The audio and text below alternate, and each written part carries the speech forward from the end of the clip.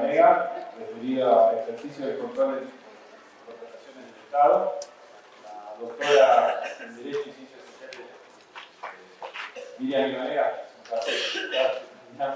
es magíster, además de doctora en Derecho, magíster en Derecho Administrativo por la Universidad Austral, es abogada de la Universidad de Buenos Aires, es miembro fundador del Foro Iberoamericano de Derecho Administrativo, de la Asociación Internacional de Derecho Municipal, de la Confederación Internacional de Derecho Disciplinario y de la Asociación Internacional de Derecho Administrativo, de la que es presidenta de la Comisión de Género, miembro de la Junta Directiva del Instituto de Estudios Legislativos de la Federación Argentina de Colegios de Abogados y directora de la Sección de Derecho Administrativo de dicho instituto, directora ejecutiva de la Materia de Derecho Administrativo y subdirectora del Departamento de Derecho Administrativo de la Universidad Austral, codirectora de la especialización en Administración y Control de la Diplomatura en Derecho Disciplinario Iberoamericano, ambos de las Facultades de Ciencias Económicas y Jurídicas de la Universidad Nacional de La Pampa, profesora de cursos, seminarios y posgrados en universidades públicas y privadas del país, autora de artículos, trabajos de investigación y de 11 libros publicados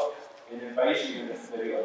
La idea es, después de la exposición que debía, si el auditorio quiere formular alguna pregunta, inquietud, abrir ese espacio para consultas y después vamos a continuar con las exposiciones de la auditoría de compras y contrataciones en el ámbito municipal en la provincia de Buenos Aires, presencia del derecho internacional entre la contratación pública, un abordaje integrador de normas, principios y postulados, reconocimiento del integro de gasto e implementación de TIC en la auditoría de obra pública.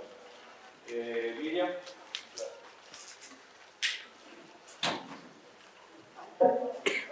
¿Me escuchan? ¿Podría usar micrófono pegadito para la grabación? No para notar. Bueno, buenos días. Mi agradecimiento especial a todas las organizaciones que permitieron llevar a cabo este encuentro.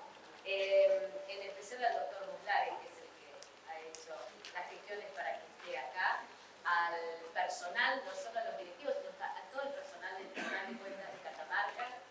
Y realmente es un placer estar hablando de contrataciones y de control con todos ustedes.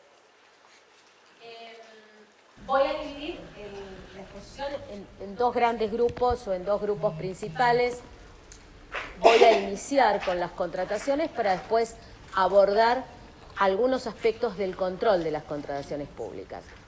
La verdad es que la contratación pública se ha convertido en uno de esos temas, no me gustaría hablar o decir de moda, porque la moda también es coyuntural, pero digamos con cierta relevancia en el último tiempo.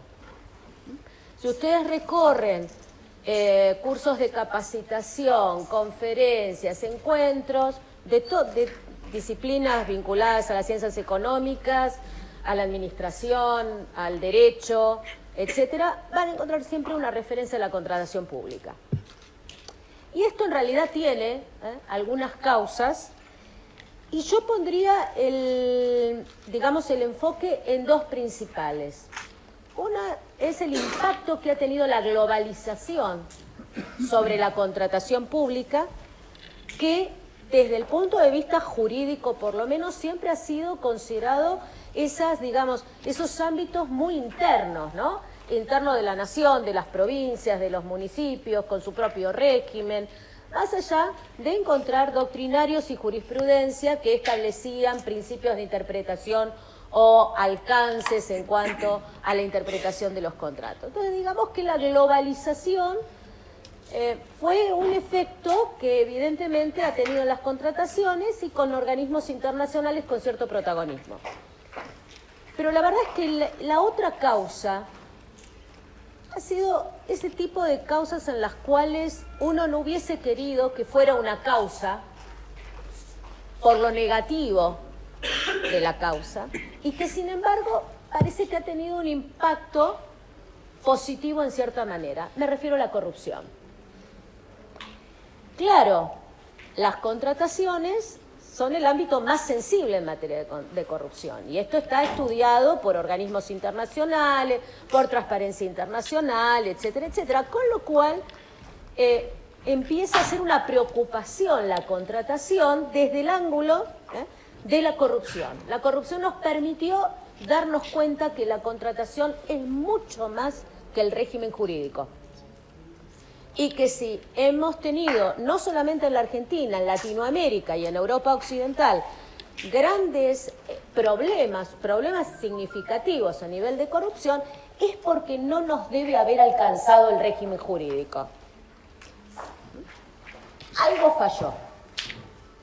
Entonces, globalización, y globalización a través de la corrupción también, porque esto hay que tenerlo en cuenta, la corrupción se ha globalizado, es lo que llevó a retomar la contratación pública como un aspecto a analizar no solamente desde el ángulo del derecho o incluso desde la administración, sino también desde la sociología.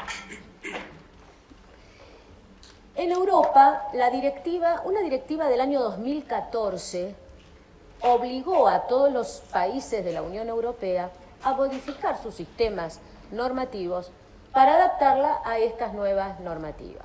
Claro, había una gran diferencia entre los regímenes jurídicos que obligaba a una unificación.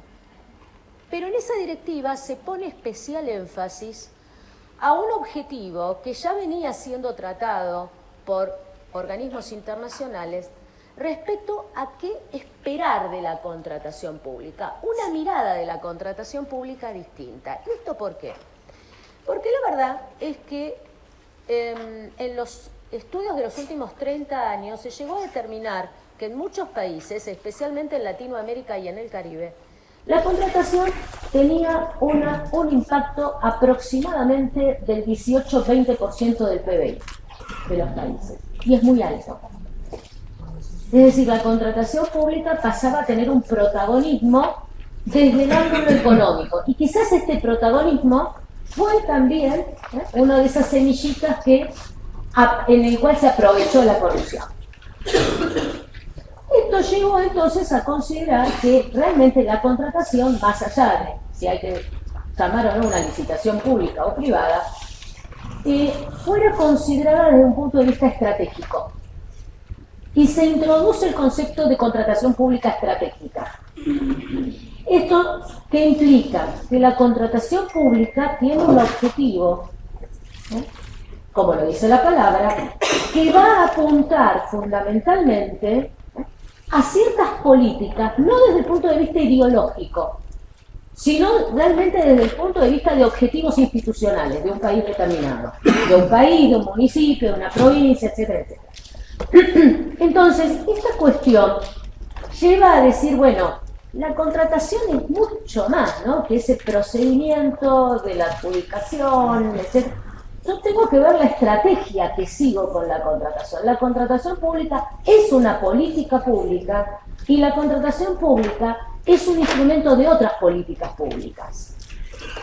Nuestro país no ha sido extraño a esto. Si nosotros recorremos normativas nacionales y varias provinciales en los últimos 20, 30 años, vamos a ver que hay una previsión que se reitera en otros países de cierta protección a lo que llamábamos el compre nacional, el compre argentino, el compre local, la introducción de ciertos grupos vulnerables, como aquellos que pueden proveer ciertos servicios. Entonces, la verdad es que hay un desarrollo bastante importante de ir introduciendo, por ejemplo, la perspectiva de género en las contrataciones públicas. Un interesante trabajo de hace poco tiempo del Ministerio de Planificación de la Nación permitió, por ejemplo, la elaboración de un pliego de bases y condiciones con perspectiva de género, en materia de obra pública principalmente, muy interesante. Pero claro, no es el único país, hay varios países. Chile tiene el famoso sello mujer, en la ciudad de Buenos Aires hay también una especie de sello mujer, existe en República Dominicana, por ejemplo, un registro especial de pequeñas y medianas empresas constituidas por mujeres. España tiene un régimen también, que está en este momento siendo revisado ¿Por qué? Porque, claro, la protección de ciertos grupos vulnerables, desde el punto de vista estratégico, se toma la contratación bajo ese ángulo, lo que no tiene que implicar es la violación de un principio de igualdad. Porque yo el principio de igualdad siempre lo tengo que tener presente y de concurrencia. Lo que no puedo hacer es que, para tratar de beneficiar en buenos términos y con transparencia a ciertos grupos, viola los principios que deben imprimir en toda contratación, sea directa, una licitación privada, una pública, una subasta, etcétera, etcétera. Entonces, la verdad es que es otra mirada de la contratación pública. La Organización Mundial de Comercio, fíjense ustedes, fue creada en el año 1995 en un marco mucho más importante del GATT. Cuando uno va a la creación de la Organización Mundial del Comercio, se da cuenta que el objetivo justamente es, bueno, establecer reglas comunes entre el comercio entre las partes. Entre ellos, por ejemplo, la reducción arancelaria. Nunca se había preocupado por la contratación pública. Hace 15 años aproximadamente, empiezan a dictar una serie de guías y de recomendaciones exclusivamente para la contratación pública. Lo mismo le sucedió a la OCDE.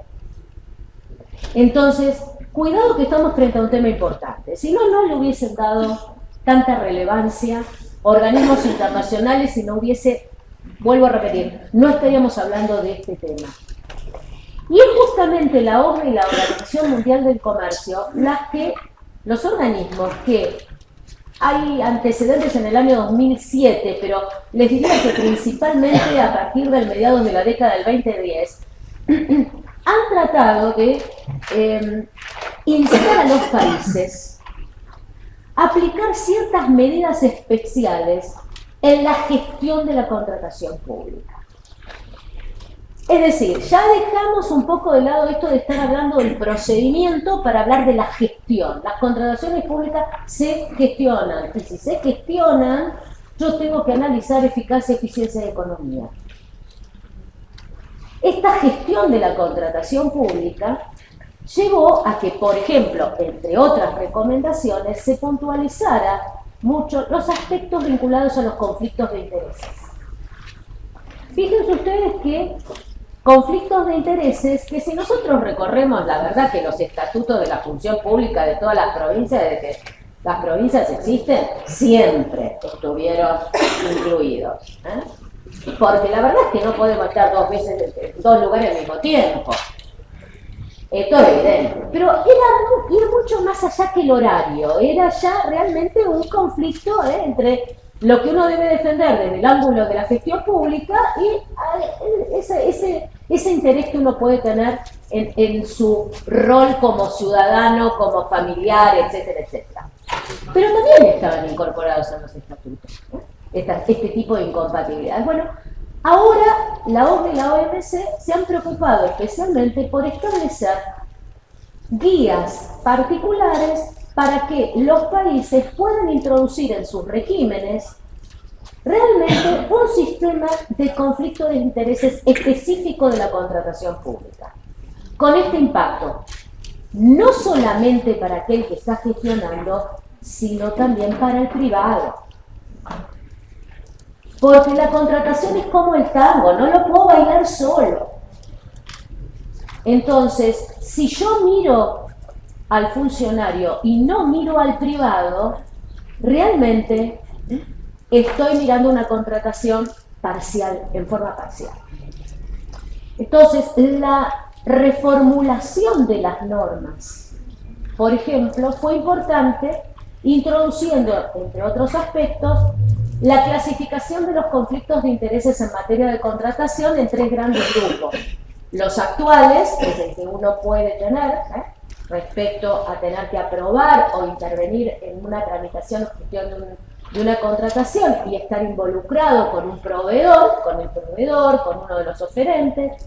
El potencial, aquel que puede llegar a producirse, pero que va a generar en última instancia que me abstenga para intervenir en el expediente concreto, y el que es, y los contadores acá se van a acordar, el que es nefasto y es mucho más complicado que los otros dos, el conflicto de intereses aparente. Aquel que no existe, pero aparenta. cuidado, señoras y señores, que la apariencia es peor que la realidad. Porque la apariencia nos obliga justamente a romper esa sospecha. Cuando hay apariencia hay sospecha, y la sospecha generalmente ensucia la gestión. Y por supuesto el control también. A esto se ha sumado en materia de contrataciones la modificación de los códigos penales. En la mayoría de los países, le diría, occidentales. En nuestro país, la ley 27.401 introdujo modificaciones sustanciales en materia penal y justamente lo que incorporó fue la responsabilidad penal de las personas jurídicas privadas. Empresas, sociedades del Estado y empresas privadas. E incluso la ley establece un supuesto especial para las contrataciones, exigiéndole al contratista justamente ciertas conductas. ¿Para qué? Para prevenir cohechos, negociaciones incompatibles con la función, exacciones ilegales, etcétera, etcétera. Malversaciones y negociaciones en realidad son más para el funcional, pero principalmente el cohecho y las exacciones ilegales, y justamente hasta para, les diría, disminuir cierto castigo penal. Entonces exige pactos de integridad, la incorporación de códigos de ética, etcétera, compromisos especiales, declaraciones juradas, etcétera. ¿A qué lleva? A que fíjense que la contratación, bajo el ángulo de la transparencia, del principio de transparencia y de su negativa a la corrupción, nos está mostrando que aquellas exigencias a un funcionario público, funcionario, empleado, lo utilizo en forma de sinónimo, son similares a las que yo le estoy exigiendo al privado. Y esto es un cambio, porque estamos acostumbrados a tener un enfoque o de un lado o del otro, pero no a combinarlo. Entonces, el privado termina dictando códigos de ética tan severos, son más severos que los que hay en la administración pública. Si uno acudiera a los códigos de ética de Unilever, de Mercado Libre, de Coca-Cola, del Banco Santander, del Banco Galicia, se darían cuenta, ¡epa! Están peor que nosotros. Es decir, hay una conciencia que cuando existe la comunicación a través de la contratación pública, evidentemente hay que exacerbar ciertos principios y requisitos.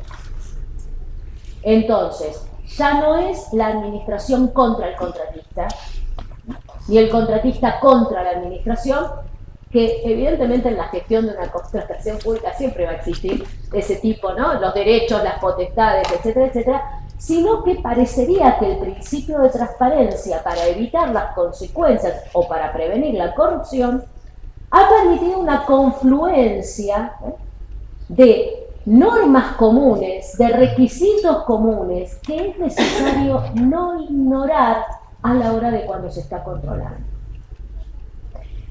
Es cierto que hablar de control trae ciertos inconvenientes. En primer lugar, porque controlar siempre es comparar.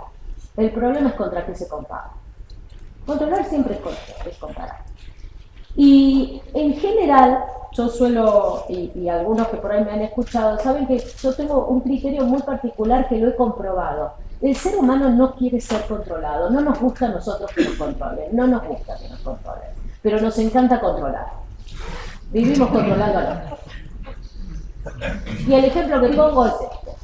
Lamento por los muchachos, pero control interno es la mujer en la casa y el control externo es la suegra. A ver, chicos, es así, hay que aguantarla, no queda otra. Es la realidad. Pero a nadie le gusta ser controlado. Entonces, si a nosotros no nos gusta que nos controle, cada vez que uno recibe un mínimo de notificación electrónica de la FIP, ya está pensando en cuáles fueron los errores que cometió, aunque diga, tiene una devolución de ganancias, ¿no? No importa, pero la sospecha está. Imagínense aquel que está gestionando. en el cual realmente parte de ese temor. ¿Por qué? Porque también hay una creencia de que controlar es necesariamente castigar. Si nosotros entendemos que el control tiene como objetivo el castigo, evidentemente lo único que se va a generar es miedo. Es lo único que se puede generar. Y no se va a ver la real contribución que tiene controlar. Porque cuando yo controlo, lo que quiero es mejorar. Ese es el objetivo del control. Yo comparo no porque tengo ganas de marcarte permanentemente los errores que tenés, sino que el indicar los errores lo que tiene que generar es que cambies la conducta. Si no, no sirve. Es lo que aplicamos nosotros con nuestros hijos. Esto siempre lo hemos hecho.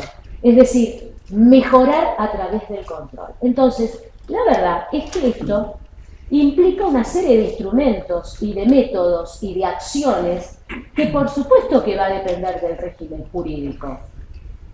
Yo podré tener control previo, preventivo, posterior, interno, externo, de cumplimiento, de gestión, contable, lo que quieran.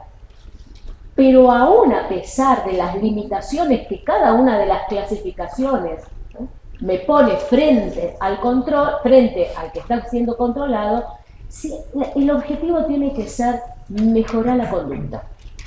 De lo contrario no sirve.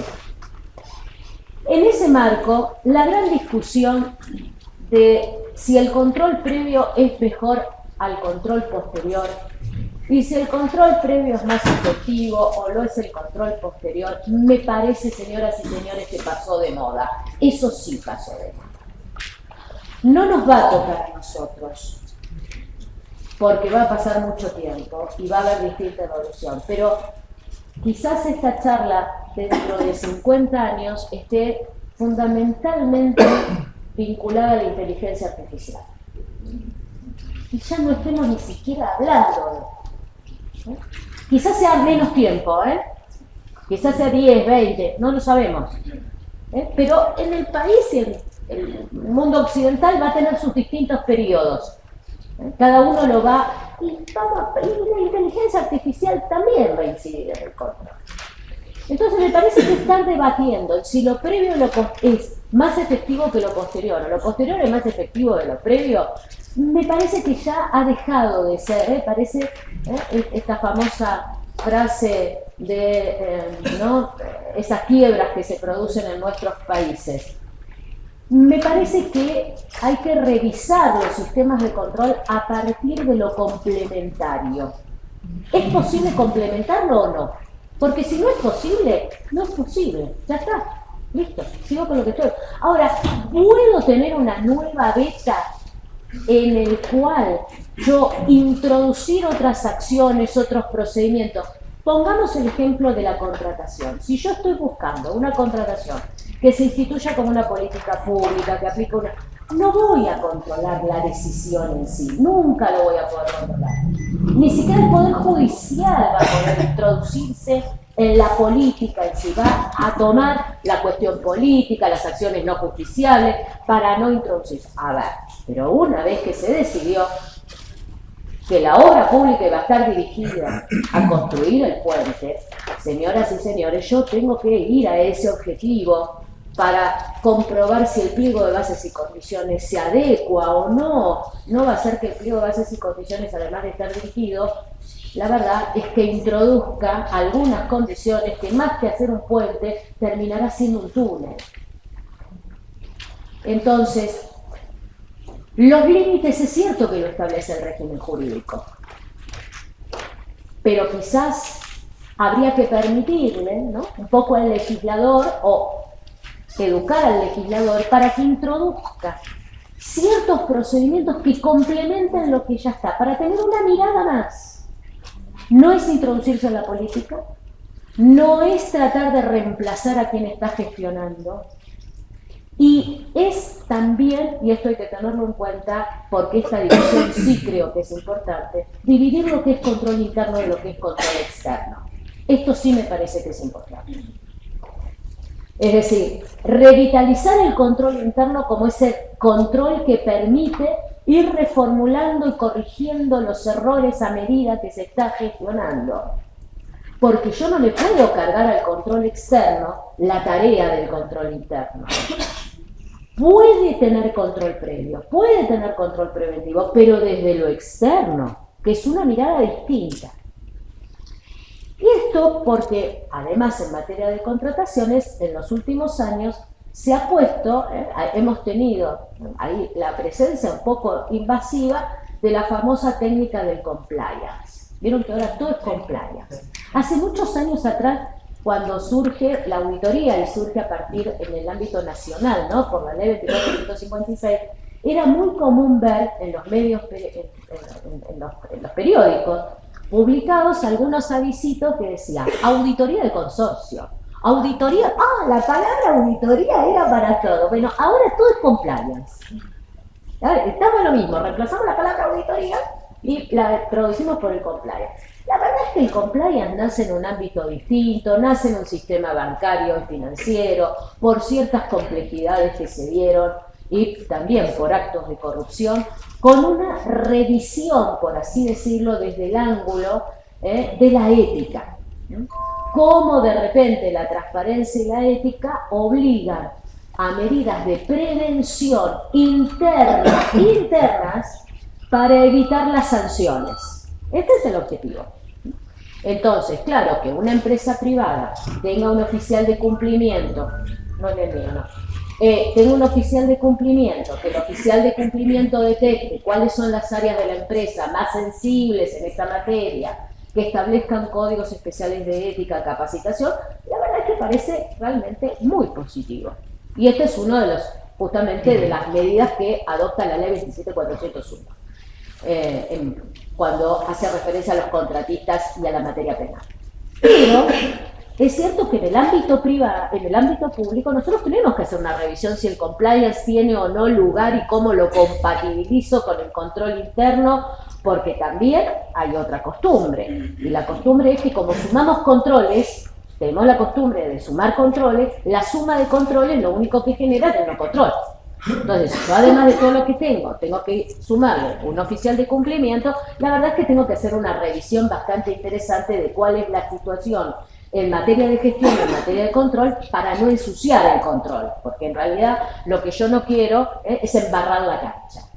Y si le introduzco un nuevo sujeto que va a tener un control, le tengo que sumar el defensor del pueblo donde existe, asociaciones de usuarios y consumidores, en algunos lugares entes reguladores, juntas reguladores, y tenemos una suma de controles bastante considerables. Entonces, el compliance nace para una realidad distinta. Incluso les diría, está muy comprometido con el control interno. Ahora, el control externo es otro aspecto, que tendrá que revisarse si es o no conveniente, oportuno, ampliar su ámbito de actuación para introducir nuevos procedimientos. No se trata de eliminar, se trata de introducir algunos aspectos importantes. Fíjense ustedes, una de las normas en materia de auditoría dictadas por el ITOSAI, que son las ISAI 4100, se refieren a la auditoría de cumplimiento. Entonces, cuando uno va a la descripción de la auditoría de cumplimiento, es muy interesante esta norma, porque va estableciendo, ¿no?, a que no es obligatoria, lo que dice es que los países pueden o no adaptar, y define, bueno, qué es lo que el auditor va a controlar. Entonces dice, bueno, va a controlar leyes, normas en general, ¿no?, reglamentos, contratos, actos, ¿no?, todo. Y de repente dice, y también el cumplimiento de valores éticos y la... ¡Epa! Quiere decir que también tengo en cuenta algunos aspectos del compliance. Y lo estoy haciendo en materia de auditoría de cumplimiento. Claro, las leyes de ética son leyes. Entonces, ya me estoy introduciendo en la auditoría en materia de ética y de transparencia. No está alejada de la llamada auditoría de desempeño, como ahora le han puesto también la denominación. Y lo interesante es que las propias normas establecen que aquellas entidades fiscalizadoras superiores tengan facultades jurisdiccionales, funciones jurisdiccionales, lo reconocen las normas. Bueno, en ese marco, cuando de la auditoría surja irregularidades, automáticamente tiene que ser derivada al área de la entidad que justamente va a tener como competencia la función jurisdiccional. Con lo cual parecería que esta revisión tan tajante, ¿no? Lo previo es necesariamente jurisdiccional, lo no previo está fuera de lo jurisdiccional. Las propias normas internacionales vienen a decir, ojo, cuidado, que acá podemos complementar ambos aspectos. Y esto es muy importante por el riesgo de quien controla. Muy analizado desde el riesgo del auditor, ¿no? El riesgo de quien está, pero también hay un riesgo en el que tiene el control previo. También hay un riesgo en el que controla la rendición de cuentas. Y los riesgos, evidentemente, lo que yo no quiero es que se conviertan en daños. Por eso, la gestión de riesgo pasa a tener un protagonismo especial en materia de contrataciones. Estamos acostumbrados a la teoría de la imprevisión y al caso fortuito para analizar los riesgos que puede tener una contratación, especialmente con una ejecución en el tiempo, en particular las obras públicas. Pero se está hablando de la gestión de riesgos en la contratación, no solamente por los eventos naturales o alguna medida extraordinaria de emergencia pública, aun cuando en nuestro país la emergencia es lo normal. El día que no estemos en emergencia no sé qué vamos a hacer, pero no importa. Aún a pesar de esto, hablan de la gestión del riesgo, de la falta de transparencia, la gestión del riesgo de la corrupción, la gestión de un riesgo cuando el control interno no es eficaz, que es lo que puede llegar a producir impugnaciones posteriores, denuncias posteriores. Porque en todo esto no nos olvidemos que esta mirada desde lo estratégico de la contratación no viene sola. Como viene de la mano del principio de transparencia, también involucra la participación ciudadana y el acceso a la información. La contratación ya no está oculta solamente porque quien lo gestiona no quiere que se muestre. Está obligado a demostrarlo, principio de transparencia activa, pero además tiene un ciudadano que permanentemente puede llegar a preguntar qué sucede con esta gestión de la contratación. Como ustedes saben, en la actualidad las redes sociales tienen un impacto mucho mayor que cualquier otra medida que se adopte a nivel político o de gestión. Alcanza con un Twitter de un funcionario público para que tenga un efecto multiplicador mucho más que un reglamento que pueda dictar. Esto también se manifiesta en la contratación. Hace un tiempo atrás, en época de pandemia, a nivel nacional, hubo un cuestionamiento en una contratación, y era un cuestionamiento porque, evidentemente, en la primera etapa donde no se conseguía alcohol, no se conseguía algodón, etcétera, etcétera, ni mascarillas, olvídense los tapabocas, etcétera, etcétera, hubo un cuestionamiento por una contratación cuyo costo era muy superior al que el mercado estaba estableciendo, que ya era costoso, por ejemplo, la compra de alcohol o de tapabocas. Esto llevó a un cuestionamiento. Ahora, ¿quién cuestionó esto? Alguien, no sé quién, que se enteró, un periodista lo sacó a la luz, ¿y esto qué implicó? El dictado de 2 reglamentos de la SIGEN. Reglamento de la SIGEN más 2 decretos del Poder Ejecutivo. Ahora, fue gestión, no, esto vino de afuera, o sea, se mete de afuera. Y esto fue automático, fueron 72 horas en el cual se modificó el sistema, pero ¿por qué? Lo que se propendió es un mayor control, ¿no? Es decir, hacer un control de precio por mercado, porque realmente el contratista, más allá si tenía o no vinculación con los... no iba a esto, sino iba a una cuestión de costos. Claro, el contratista también hacía su análisis. El día que yo cobre la factura de esto, va a pasar mucho tiempo y no sé cuál va a ser el precio efectivo. Entonces, lo que hace es cargarle a su oferta el costo que él considera que es el adecuado. No se trata de juzgar si evidentemente no es una conducta ética, esto es evidente, pero lo interesante es cómo a través de una denuncia de un medio periodístico se generaron, pero en 72 horas creo que fue como mucho, 3 normas que modificaron el procedimiento de la contratación en pandemia. Entonces, el ciudadano cada vez está, no sé si más interesado, a veces no es una cuestión de interés, ¿no? Es porque se interesa específicamente en una contratación, pero sí en exigir una rendición de cuentas que no sea el del papelito, ¿no? Una rendición de cuentas de la gestión actual de los recursos públicos. Y la contratación sigue siendo un ámbito sensible en este sentido. En definitiva, yo creo que todas las herramientas de control, todas las que conocemos, y quizás algunas no conocemos todavía, son útiles para controlar la contratación pública. Y hay que controlarla y hay que poner énfasis en el control, primero por su significado en términos presupuestarios. Y segundo, y creo que esto es central, porque toda contratación nace para satisfacer una necesidad pública, que puede estar dirigida directamente a la satisfacción del derecho del ciudadano, una obra pública, una concesión de servicio público, o indirectamente para el ciudadano cuando se trata de un bien o un servicio propio para la organización. Porque la organización tiene que cumplir de forma eficiente y para eso, y la eficiencia está medida en función del ciudadano, y para eso necesita de sus insumos. Entonces, detrás de cada contratación hay una sociedad. Si tomamos este aspecto, más allá o no de lo estratégico que la consideremos, nosotros no podemos renunciar a ninguna de las medidas de control. Tenemos que utilizar todas las que tengamos disponibles, armonizarlas en términos constitucionales y legales también, por supuesto.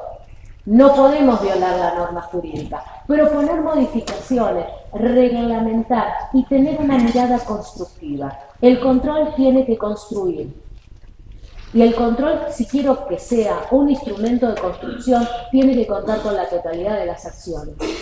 Esto es realmente, creo que es la pauta que debemos tener en cuenta. Porque el control tampoco es un milagro. No es que controlamos y hacemos milagros cada vez que controlamos, ¿no? Pero tiene que coadyuvar a una gestión. Es una contratación que incluso introduce el término de gobernanza. La buena gobernanza en términos de contratación. Una gobernanza que lo que le preocupa es cómo gobierna y cómo introduce al ciudadano en la decisión, pero también en la ejecución de la decisión. O sea, una gobernanza que me obliga a la transparencia, a la participación, a la ética, a la eficacia, a la eficiencia. Entonces, una contratación en términos de gobernanza, implica una contratación con un criterio sistémico. Y el control tiene que estar a la altura de esa concepción. Y para eso, yo creo que todos los organismos de control tienen la posibilidad de ir introduciendo distintas herramientas para ser realmente un medio para cumplir el fin. Y el fin es ni más ni menos que nuestra sociedad pueda tener disponible esos elementos para vivir y que pueda ejercer sus derechos. Muchas gracias.